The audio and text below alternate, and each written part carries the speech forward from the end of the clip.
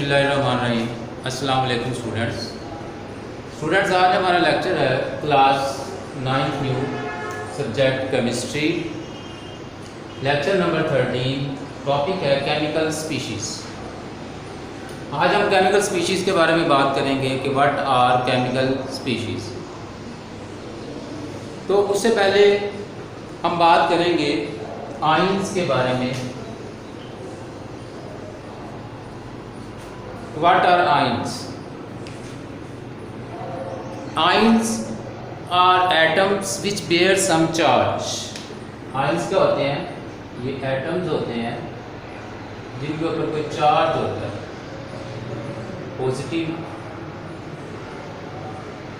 Positive charge भी हो सकता है, नेगेटिव चार्ज भी हो सकता है। फॉर एग्जाम्पल सोडियम है, एक एटम है। अब इसके आउटर मोस्ट शेल में एक इलेक्ट्रॉन होता है। ये जब अपना एक इलेक्ट्रॉन किसी को डोनेट कर देता है तो इसके ऊपर चार्ज आ जाता है पॉजिटिव। अब ये एक एटम है, जबकि ये क्या है? आयन है। आयन जो है उसके ऊपर एक चार्ज आ गया है, पॉजिटिव चार्ज। इसी तरह क्लोरीन की बात कर लें। अब ये क्लोरीन का एक एटम है, इसके आउटर मोस्ट शेल में 7 इलेक्ट्रॉन होते हैं और इसको अपना ऑक्टेट पूरा करने के लिए एक इलेक्ट्रॉन चाहिए होता है। अगर ये एक इलेक्ट्रॉन ले लेता है तो इसके ऊपर चार्ज आ जाता है नेगेटिव। अब ये एटम है और ये आयन है। तो जब किसी एटम के ऊपर या मॉलिक्यूल के ऊपर कोई चार्ज आ जाता है पॉजिटिव या नेगेटिव, तो उसको हम केमिकल स्पीशीज़ कहते हैं या आयन कहते हैं। अब आयन जो है ये 2 किस्म के होते हैं हमारे पास। Number 1 cation, number 2 anion. पहले हम केटायन की बात कर लेते हैं। केटायन वो आयन हैं जिनके ऊपर पॉजिटिव चार्ज होता है। फॉर एग्जांपल हाइड्रोजन की बात करें हम, तो हाइड्रोजन के आउटरमोस्ट शेल में एक इलेक्ट्रॉन है। जब ये अपना एक इलेक्ट्रॉन फॉर एग्जांपल डोनेट कर दे तो इसके ऊपर कौन सा चार्ज आ जाता है? Positive charge. तो इसको हम कहेंगे केटायन। जब किसी एटम के ऊपर पॉजिटिव चार्ज आ जाए तो उसको क्या कहेंगे? केटायन कहेंगे। इसी तरह सोडियम की बात कर लें। सोडियम के ऊपर जब पॉजिटिव चार्ज आ जाए और ये एक इलेक्ट्रॉन डोनेट कर देता है तो इसको भी केटायन कहेंगे। अब ये केटायन है, ये भी केटायन है, ये एटम है। नंबर 2 बात कर लेते हैं एनायन की। आयन की 2 टाइप्स मैंने आपको बताई। एक केटायन जिसके ऊपर पॉजिटिव चार्ज होता है, दूसरी टाइप है एनायन जिसके ऊपर नेगेटिव चार्ज है। अब फॉर एग्जांपल क्लोरीन की बात कर लेते हैं। क्लोरीन एक इलेक्ट्रॉन जब एक्सेप्ट करता है तो इसके ऊपर नेगेटिव चार्ज आ जाता है। इसको हम क्या कहते हैं?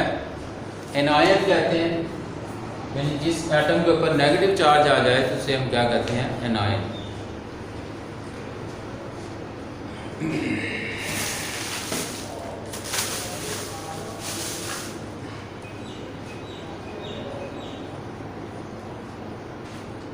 ये तो होगी केमिकल स्पीशीज़ की बात, जिसमें हमने एनायन और केटायन की बात की थी। अब हम कुछ डिफरेंस पढ़ लेते हैं कि कुछ हमारे पास केमिस्ट्री के अंदर टर्म्स हैं, उनका आपस में क्या डिफरेंस है।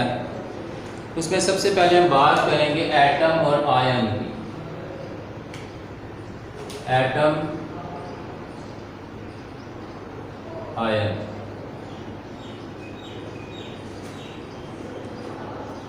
एटम जो होता है आपको पहले भी डिस्कस कर चुके हैं, smallest particle of an element. Atom है smallest particle of an element.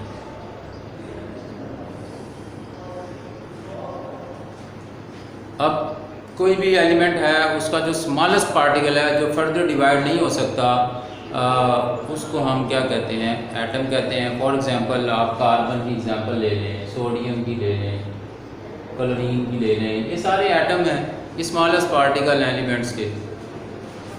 जबकि आयन जो होता है smallest unit of ionic compound, smallest unit of ionic compounds. कोई भी आयोनिक कंपाउंड है, आयोनिक कंपाउंड जो आयनिक बॉन्ड से मिलकर बना हुआ है, जैसे सोडियम क्लोराइड, इसको हम ब्रेक डाउन करते हैं, तोड़ते हैं, इसके बॉन्ड की ब्रेक डाउन करते हैं, तो हमारे पास क्या आएगा, सोडियम प्लस और chlorine minus.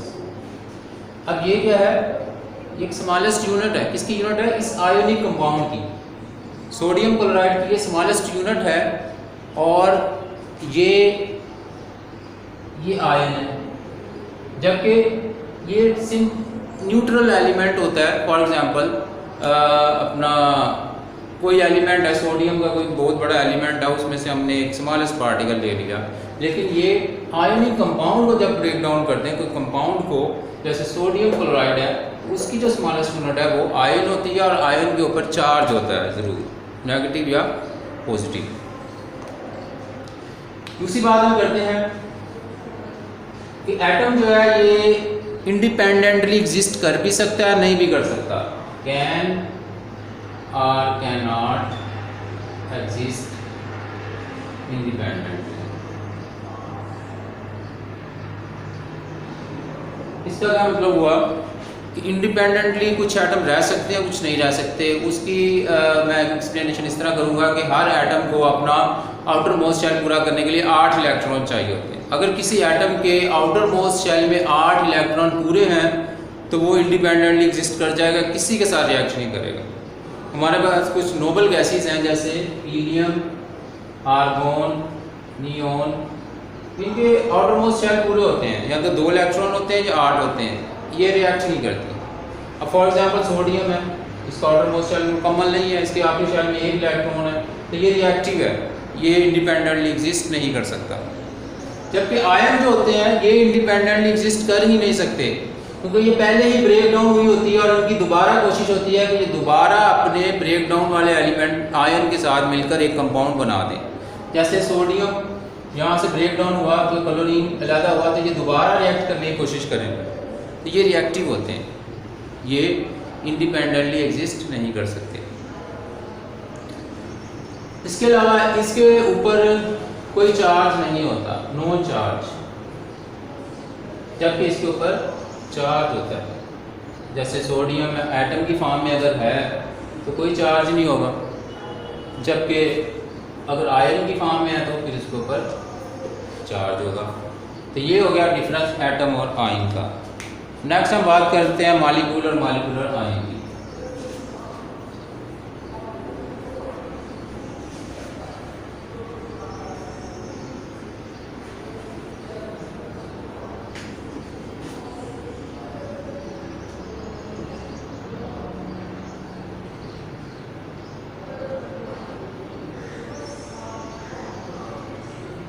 Molecule and molecular ion. Molecule होता है smallest particle of an element or compound, smallest particle of element or compound. किसी एलिमेंट या कंपाउंड का स्मॉलेस्ट पार्टिकल होता है, जैसे फॉर एग्जांपल वाटर है, वाटर एक स्मॉलेस्ट पार्टिकल है, किसका, कंपाउंड का। पानी एक पूरा कंपाउंड है तो उसका एक स्मॉलेस्ट पार्टिकल है, इसकी स्मॉलेस्ट यूनिट H2O, ये क्या हो जाएगा, मॉलिक्यूल। अगर किसी एलिमेंट की बात करें तो ये हाइड्रोजन है, क्योंकि हाइड्रोजन सिंगल फॉर्म में नहीं रहता, ये कंबाइन करके रहता है अपना वो डुप्लेट पूरा करने के लिए, तो ये किसी एलिमेंट की कम्बिनेशन फॉर्म है, तो इसको भी हम मॉलिक्यूल कहेंगे। जबकि मॉलिक्यूलर आयन जो होते हैं ये किसी मॉलिक्यूलर कंपाउंड में ब्रेक डाउन की वजह से पैदा होते हैं, इनके ऊपर पॉजिटिव या गेन और लॉस ऑफ इलेक्ट्रॉन होते हैं। फॉर एग्जांपल हम बात करते हैं CH4+। CH4 एक मीथेन गैस है। जब हम बहुत ज़्यादा हीट मीथेन गैस में से गुजारते हैं या किसी डिस्चार्ज ट्यूब में से, तो वो आयोनाइज हो जाती है गैस। जब वो आयोनाइज हो जाएगी तो एक मॉलिक्यूलर फॉर्म में आएगी, तो इसको हम फिर मॉलिक्यूल नहीं कहेंगे, एक मॉलिक्यूलर आयन कहेंगे। जैसे ये एक मॉलिक्यूल है, जब ये आयोनाइज हो जाएगा तो ये मॉलिक्यूलर आयन कहलाएगा। यानी जब कोई मॉलिक्यूल को में से इलेक्ट्रॉन को गेन किया जाए या लॉस किया जाए तो वो मॉलिक्यूलर आयन कहलाता है। मॉलिक्यूल जो होते हैं ये न्यूट्रल होते हैं। न्यूट्रल से मुराद ये इनके ऊपर कोई चार्ज नहीं होता, जबकि इनके ऊपर चार्ज होता है, दे बियर चार्ज। इसी तरह मॉलिक्यूल जो होते हैं ये एटम की कॉम्बिनेशन से बनते हैं, कॉम्बिनेशन ऑफ एटम्स। जैसे वाटर है तो वाटर किससे बना है? हाइड्रोजन प्लस ऑक्सीजन से। तो एटम की कॉम्बिनेशन जब हुई तो क्या बन गया? मॉलिक्यूल। जबकि ये आयोनाइजेशन ऑफ मॉलिक्यूल से बनते हैं, आयोनाइजेशन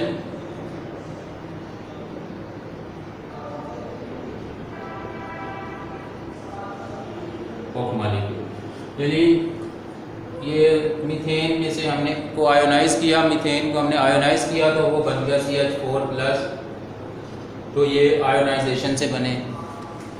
ये स्टेबल होते हैं।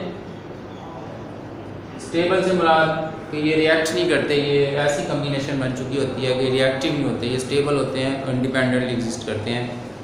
ये जो है ये रिएक्टिव होते हैं। फॉर एग्जांपल जब आपने आयोनाइज कर लिया CH4 को तो ये दोबारा इलेक्ट्रॉन गेन करने की कोशिश करेगी, दोबारा अपने आप को स्टेबल करने की कोशिश करेगी। तो ये रिएक्टिव होते हैं, ये स्टेबल होते हैं। ये हम बात कर रहे थे मॉलिक्यूलर आयन का। जैसे मॉलिक्यूल या स्मॉलेस्ट पार्टिकल होते हैं एलिमेंट के, ये आयोनाइजेशन से बनते हैं, ये न्यूट्रल होते हैं, ये इनके ऊपर चार्ज होता है, ये कॉम्बिनेशन ऑफ एटम से बनते हैं, ये आयोनाइजेशन ऑफ मॉलिक्यूल से बनते हैं, ये स्टेबल होते हैं, जबकि ये रिएक्टिव होते हैं। अब नेक्स्ट हम बात करेंगे जनाब ions and free radicals.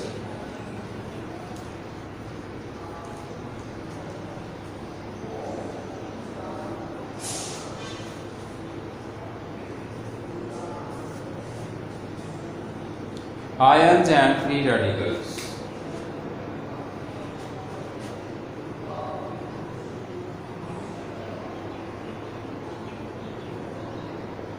Ions की हम पहले भी बात कर चुके हैं कि आयंस वो केमिकल स्पीशीज होती हैं, वो एटम्स होते हैं जिनके ऊपर कोई चार्ज होता है, एटम बेरिंग चार्ज।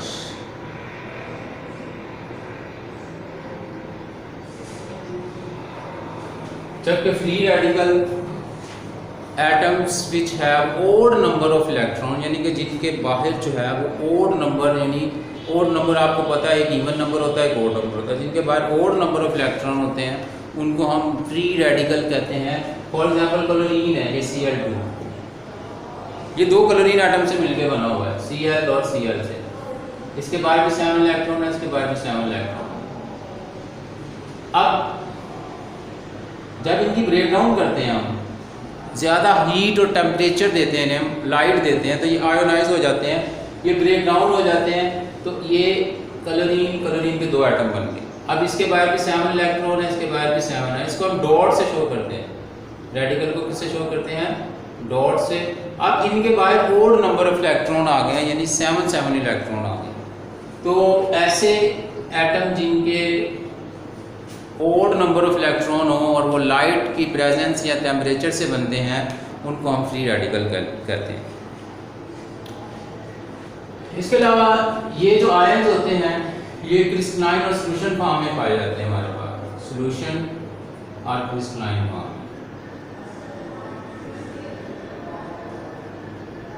जैसे मिसाल के तौर पर सोडियम क्लोराइड है, सोडियम हमेशा क्रिस्टलाइन फॉर्म में होता है, ठीक है। तो अगर हम इनको मिक्सचर कर लेते हैं इनका, ये सॉल्यूशन फॉर्म में भी आ सकते हैं, सॉलिड फॉर्म में भी रह सकते हैं, जबकि फ्री रेडिकल जो होते हैं ये सॉल्यूशन फॉर्म में होते हैं या एयर की फॉर्म में होते हैं। जैसे क्लोरीन एक गैस है तो गैस एयर की फॉर्म में होती है, तो इसी तरह फ्री रेडिकल सॉल्यूशन या एयर की फॉर्म में रह सकते हैं। इनके ऊपर लाइट का कोई इफेक्ट नहीं होता, नॉट इफेक्टेड बाय लाइट।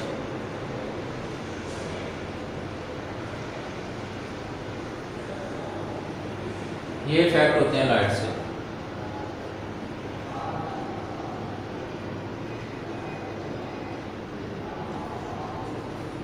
इनके ऊपर लाइट का कोई इफेक्ट नहीं होता। ये लाइट से क्या होते हैं, इफेक्टेड होते हैं, यानी लाइट को जब हम इनमें से पास करते हैं तो फिर ये जो है वो रेडिकल की फॉर्म में आ जाते हैं, जबकि ये लाइट से नहीं बल्कि दूसरे मेथड से, केमिकल मेथड से ब्रेक डाउन किए जाते हैं। तो ये हो गया हमारा डिफरेंस आयंस और फ्री रेडिकल्स का। अब इस लेक्चर में मैंने आपको स्टार्टिंग में केमिकल स्पीशीज़ के बारे में बता दिया, वो डेफिनेशंस हैं कुछ, वो याद करनी है आपने, और इसी तरह कुछ डिफरेंस बता दिए। पहले मैंने एटम और मालिक्यूल के बारे में बताया, फिर मालिक्यूल और मालिक्यूलर आयन के बारे में बताया, फिर आयन और फ्री रेडिकल के बारे में बताया। तो ये डिफरेंस हैं जो लॉन्ग क्वेश्चन की फॉर्म में भी आ जाते हैं एग्जाम्स के अंदर, जबकि शॉर्ट क्वेश्चन की फॉर्म में भी पूछे जा सकते हैं। तो इनको इसी तरह डिफरेंस की फॉर्म में आपने टेबल बनाकर लिखना होता है। जब भी पूछेंगे वो डिफरेंस पूछेंगे, जैसे वो पूछेंगे differentiate between ions and free radical. तो इस तरह डिफरेंशिएट जब पूछेंगे तो आपने हेडिंग देनी है आयंस की और फ्री रेडिकल्स की, दरमियान में आप उसको लाइन लगाएंगे और यहाँ से पॉइंट्स, पहला पॉइंट जो इसका लिखेंगे उसके कंपैरेबल दूसरा पॉइंट आप पहला इसका भी लिखेंगे। यानी कि जैसे आपने बताया कि ये reactive not affected by light है और ये अफेक्टेड बाय लाइट है, यानी उसके हवाले से उस पॉइंट्स को आपने कंपेयर करना है। ये नहीं कि यहाँ कुछ और पॉइंट आप लिख रहे हैं, यहाँ पे कोई और पॉइंट आप मेंशन कर रहे हैं, तो उसके मुताबिक आपने पॉइंट को मेंशन करना है और इस तरह डिफरेंशिएट की फॉर्म में इसको लिखना है।